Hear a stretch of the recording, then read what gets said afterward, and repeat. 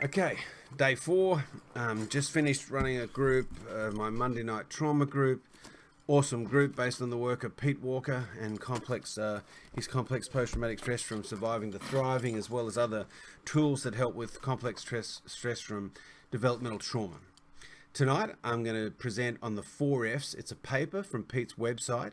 So this information's in that book, but he's written this paper to deliver this information about what he calls the 4Fs. And before I explain any more, I'm just going to get into it.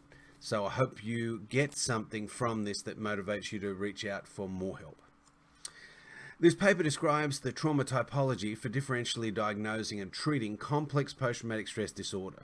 This model elaborates 4 basic defense structures that develop out of our instinctive fight, flight, freeze, and fawn responses to severe abandonment and trauma, heretofore referred to as the 4Fs. Variances in the childhood abuse neglect pattern, birth order, and genetic predispositions result in individuals choosing and specializing in narcissistic fight, obsessive compulsive flight, dissociative freeze, or codependent fawn defenses. Many of my clients have reported that psychoeducation in this model has been motivational, de-shaming, and pragmatically helpful in guiding their recovery. Individuals who experience good enough parenting in childhood arrive in adulthood with a healthy and flexible response repertoire to danger. In the face of real danger, they have appropriate access to all of their 4F choices.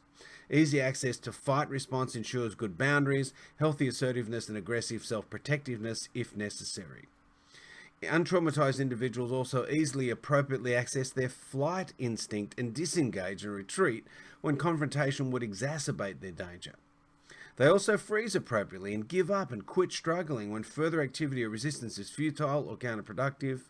And finally, they also fawn in a liquid play space manner and are able to listen, help, and compromise as readily as they assert and express themselves and their needs, rights, and points of view. Those who were repetitively traumatized in childhood, however, often learn to survive by over-relying on the use of one or two of the 4F responses.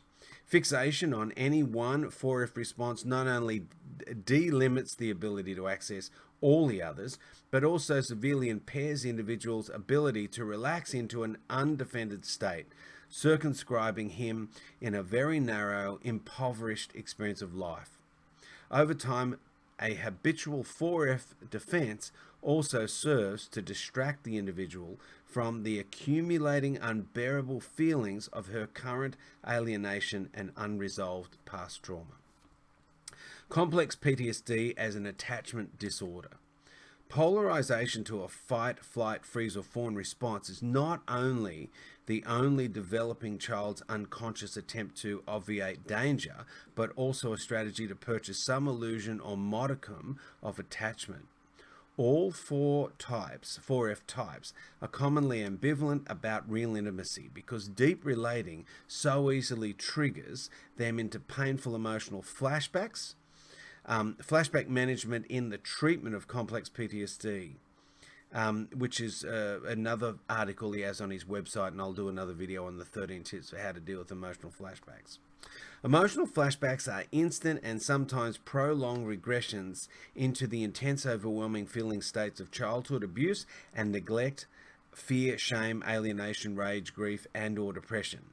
Habituated 4F defenses offer protection against further reabandonment hurts by precluding the type of vulnerable relating that is prone to reinvoke childhood feelings of being attacked, unseen, and unappreciated.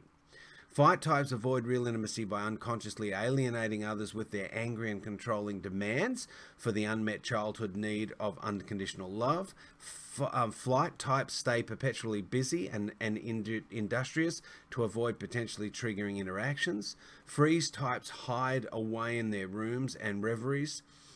And fawn types avoid emotional investment and potential disappointment by barely showing themselves, by hiding behind their helpful personas, over-listening, over-eliciting, or overdoing for the other, by giving service but never risking real exposure and the possibility of deep-level rejection. Here, then, are further descriptions of the 4F defenses with specific recommendations for multidimensional treatment approaches that are described in other articles that are going to be there. Shrinking the inner critic, shrinking the outer critic. There's a lot of other tools that Pete goes into. But here are the 4 major types that he's talking about. The fight type and the narcissistic defense. Fight types are unconsciously driven by the belief that power and control can create safety, assuage abandonment, and secure love.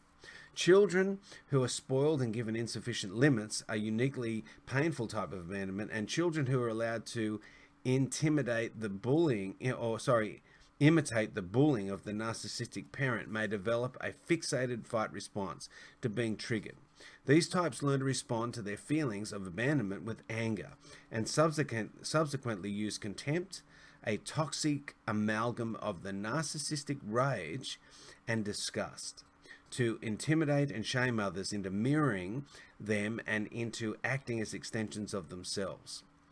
The entitled fight type commonly uses others as an audience for his incessant monologizing and may treat the captured freeze and fawn types as a slave or prisoner in a dominant substitution relationship. Especially devolved fight types may become sociopathic, ranging along the continuum that stretches between corrupt politician and vicious criminal. Treatment. Treatable fight types benefit from being psychoeducated about the prodigious price they pay for controlling others with intimidation. Less injured types are able to see how potential intimates may be so afraid and or resentful of them that they cannot manifest the warmth or real liking the fight type so desperately desires. I have helped a number of fight types understand the following downward spiral of power and alienation. Excessive use of power triggers the fearful emotional withdrawal in the other, which makes the fight type feel more abandoned and in turn more outraged and contemptuous, which then further distances the intimate, which in turn increases their rage and disgust, which creates increasing distance and withholding of warmth ad infinitum. Fight types need to learn to notice and renounce their habit of instantly morphing abandonment feelings into rage and disgust. As they become more conscious of their abandonment feelings, they can focus on and feel their abandonment fear and shame without transmuting it into rage or disgust, and without letting grandiose overcompensations turn them into demandingness. Unlike the other 4Fs, fight types assess themselves as perfect and project the inner critic's perfectionistic processes onto others, guaranteeing themselves an endless supply of justifications to rage. Fight types need to see how their condescending moral high ground position alienates others and perpetuates their present time abandonment. Learning to take self-initiated timeouts at the first sign of triggering is an invaluable tool for them and their hurt feelings into grieving and working through their original abandonment, rather than displacing it destructively onto current intimates. Furthermore, like all 4F fixations, fight types need to become more flexible and adaptable in using the other 4F responses to perceived danger, especially the polar opposite and complementary fawn response described below. They can learn the empathy response of the fawn position, imagining how it feels to be the other, and in the beginning fake it until they make it. Without real consideration for the other, without reciprocity and dialogicality, the real intimacy they crave will remain unavailable to them. The fight type and the obsessive compulsive defense. Fight types appear as if their starter button is stuck in the on position. Flight types, that is. They are obsessively and compulsively driven by the unconscious belief that perfection will make them safe and lovable. As children, fight types respond to their family trauma somewhere along the hyperactive continuum that stretches between the extremes of a driven A student and the ADHD dropout running amok. They relentlessly flee the inner pain of their abandonment and the lack of attachment with the symbolic flight of constant busyness. When the obsessive-compulsive flight type is not doing, she is worrying and planning about doing. Flight types are prone to becoming addicted to their own adrenalization, and many recklessly and regularly pursue risky and dangerous activities to keep their adrenaline high going. These types are also as susceptible to stimulating substance addictions as they are to their favorite process addictions, workaholism and busyholism. Severely traumatizing flight types may devolve into severe anxiety and panic disorders. So treatment?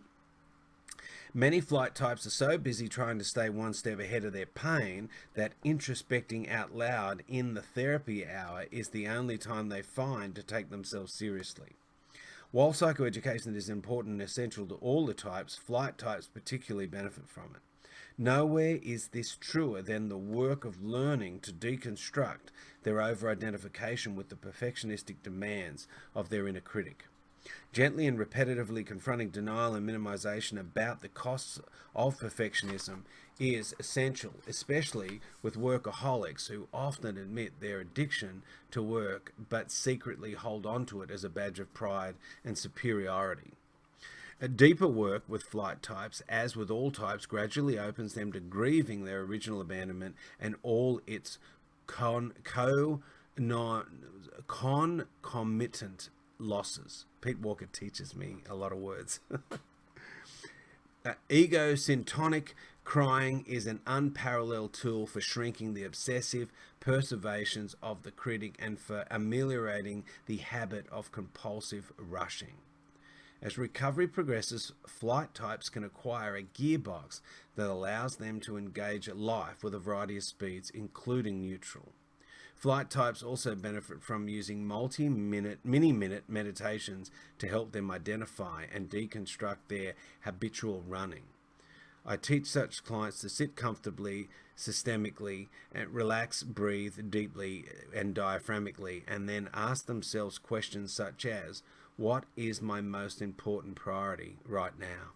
Or when more time is available, what hurt am I running from right now? Can I open my heart to the idea and image of soothing myself in my pain?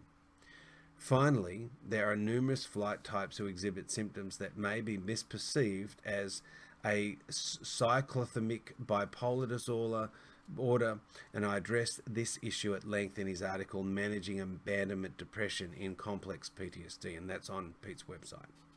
The freeze type and the dissociative defense. Many freeze types unconsciously believe that people and danger are synonymous and that safety lies in solitude. Outside of fantasy, many give up entirely on the possibility of love. The freeze response, also known as the camouflage response, also triggers the individual into hiding, isolating, and eschewing human contact as much as possible. This type can be so frozen in retreat mode that it seems as if their starter button is stuck in the off position. It is usually the most profoundly abandoned child, the lost child, who is forced to choose and habituate to the freeze response, the most primitive of the 4 Fs. Unable to successfully employ fight, flight, or fawn responses, the freeze type's defenses develop around classical disassociation, which allows him to disconnect from experiencing his abandonment pain and protects him from risky social interactions, any of which might trigger feelings of being re-abandoned. Freeze types often present as ADD. They seek refuge and comfort in prolonged bouts of sleep, daydreaming, wishing, and right brain dominated activities like TV, computer, and video games. They master the art of changing the internal channel whenever their inexperience becomes uncomfortable. When they are especially traumatized or triggered, they may exhibit a schizoid-like detachment from ordinary reality. So treatment.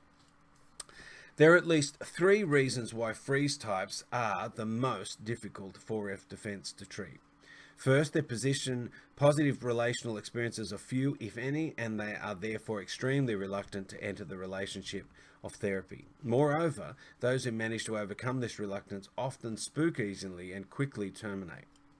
Secondly, they are harder to psychoeducate about the trauma basis of their complaints because, like many fight types, they are unconscious of their fear and their torturous inner critic. Also, like the fight type, the freeze type tends to project the perfectionistic demands of the critic onto others rather than the self and uses the imperfections of others as justification for isolation. The critic processes of imperfection and endangerment extremely unconscious in freeze types must be made conscious and deconstructed, as described in detail in my aforementioned article on shrinking the inner critic. Third, even more than workaholic flight types, freeze types are in denial about the life-narrowing consequences of their singular adaptation. Because the freeze response is on a continuum that ends with the collapse response, the extreme abandonment of consciousness seen in prey animals about to be killed, many appear to be able to self-medicate by releasing the internal opioids that the animal brain is programmed to release when danger is so great and death seems imminent. The opiate production of the collapse or extreme freeze response can only take the individual so far, however, and these types are therefore prone to sedating substance addictions. Many self-medicating types are often drawn to marijuana and narcotics, while others may gravitate towards escalating regimes of antidepressants and anxiolytics. Moreover, when they are especially unremediated and unattached, they can devolve into increasing depression and worst-case scenarios into the kind of mental illness described in the book I Never Promised You a Rose Garden. So the last one, the fawn type and the codependent defense.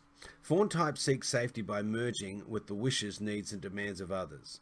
They act as if they unconsciously believe that the price of admission to any relationship is the forfeiture of all their needs, rights, preferences, and boundaries. They often begin life like a precocious child described in Alice Miller's The Drama of a Gifted Child, who learn that a modicum of safety and attachment can be gained by becoming the helpful and compliant servants of their parents. They are usually the children of at least one narcissistic parent who uses contempt to press them into service, scaring and shaming them out of developing a healthy sense of self. An ego locus of self-protection, self-care, and self-compassion. This dynamic is explored at length in my East Bay Therapist article, Codependency, Trauma, and the Fawn Response, which is also on Pete's website. Treatment. Fawn types typically respond well to being psychoeducated in this model. This is especially true when the therapist persists in helping them recognize and renounce the repetition compulsion that draws them to narcissistic types who exploit them. Therapy also naturally helps them to shrink their characteristic listing defenses as they are guided to widen and deepen their self-expression. I have seen numerous inveterate codependents finally progress in their assertiveness and boundary-making work when they finally got that even the thought of expressing a preference or need triggers an emotional flashback of such intensity that they completely disassociate from their knowledge of an ability to express what they want. Role-playing assertiveness in sessions and attending to the stultifying inner critic processes it triggers helps the codependent build a healthy ego. This is especially true when the therapist interprets, witnesses, and validates how the individual as a child was forced to put to death so much of their individual self. Grieving these losses further potentiates the developing ego. So the last thing Pete pulls on is that there's this ability to hybrid. And so I'll just go over these and then I'll leave you with that for the night. So trauma hybrids. There are, of course, a few pure types. Most trauma survivors are hybrids of the 4Fs. There are, for instance, 3 subsets of the fawn type: the fawn fight, the smothering mother type, who coercively or manipulatively takes care of others, who loves them into conforming with their view of who they should be. The fawn flight type, who workaholically makes herself useful to others, the model secretary, in the vein of her favorite role of Mother Teresa. And the fawn freeze type, who numbingly surrenders herself to scapegoating or to the narcissist's need to have the target for his rageaholic releases, the classic domestic violence victim. Space in this article only allows for the description of 2 other common hybrids, the fight fawn and the flight freeze. There's more described in the book. The fight fawn, perhaps the most relational hybrid and most susceptible to love addiction, combines 2 opposite but magnetically attracting polarities of relational style: narcissism and codependence. This defense is sometimes misdiagnosed as borderline because the individual's flashbacks trigger a panicky sense of abandonment and a desperation for love that causes her to dramatically split back and forth between fighting and clawing for love and cunningly or flatteringly groveling for it. This type is different than the fawn fight in that the narcissistic defense is typically more in ascendancy. The fight-fawn hybrid is also distinct from a more common condition where an individual acts like a fight type in one relationship while fawning in another. The archetypal henpecked husband who is a tyrant at work. And from the many nice, mildly codependent people who have critical masses when they will eventually get fed up and blow up about injustice and exploitation. The borderline-like fight-fawn type, however, may dramatically vacillate back and forth between these two styles many times in a single interaction. And that's pretty crazy when we go into that state and overwhelming. And Pia Melody certainly talks about bouncing and living in those two extremes. The next one is the flight freeze type. It is the least relational and most schizoid hybrid. This type avoids his feelings and potential relationship re-traumatization with an obsessive, compulsive, disassociative two-step that severely narrows his existence. The flight freeze cul-de-sac is more common among men, especially those traumatized with being vulnerable in childhood, and those who subsequently learn to seek safety in isolation or intimacy light relationships. Many non-alpha type males gravitate to the combination of flight and freeze defensiveness stereotypical of the information technology nerd. The computer addict who workaholically focuses for long periods of time and then drifts off disassociatively onto computer games. Many sex addicts also combine flight and freeze in a compulsive pursuit of sexual pseudo-intimacy. When in flight mode, they obsessively scheme to get sex and or compulsively pursue and or re-engage in it. When in freeze mode, they drift off into a right-brain sexual fantasy world that is often fueled by an addictive use of pornography, and even during real-time sexual interaction, they often engage more with their idolized fantasy partners than with their actual partner. So self-assessment. Readers may find it informative to self-assess their own hierarchical use of the 4F responses. They can try to determine their dominant type and hybrid and think about what percentage of the time is spent in each type of the 4F activity. Finally, all 4Fs progressively recover from the multidimensional wounding of complex PTSD as mindfulness of learned trauma dynamics increases, as the critic shrinks, as disassociation decreases, and as childhood losses are effectively grieved, as the healthy ego matures into a user-friendly manager of the psyche, as the life narrative becomes more egocentric, as emotional vulnerability creates authentic experiences of intimacy, and as good enough safe attachments are attained. Furthermore, it is also important to emphasize that recovery is not an all or nothing phenomenon, but rather a gradual one marked by decreasing frequency, intensity, and duration of flashbacks. Look, I hope this has given you some identification. I know in our group when we go through these things, there is something about that being vulnerable and letting someone know what's going on inside of you that allows you to then reach out and get some help. This book, Complex PTSD from Surviving and Thriving, is a great book. You'll also notice online that there'll be another one on Pete's website. He wrote The Tale of Fully Feeling, and I did speak to Pete once because I so wanted to talk to him about his work, and he did say he was working on a book on busyholism, but he seems to be writing it in a very healthy way because we're patiently waiting for it, and good on him for that. This video has been longer than probably I wanted, but sometimes I like making these videos because I know that on YouTube you can just listen to it while you're driving, or identify, if you're exercising or on a treadmill, or and for a lot of us with trauma, focusing and reading the written word can be hard. I know I found that hard, and really appreciate books on Audible and all the YouTube content that's out there. It's wonderful that people that are passionate about recovery like myself make these videos. So this is for MOvember. It's for men's health. Please check out my MOvember page. I put little updates there, and I'm doing MOvember, which is exercising every day, and so be careful with your heart. Be gentle with your heart today, and I look forward to making another video for MOvember tomorrow. So day 4, a bit of a growth is coming in. Take care. Bye.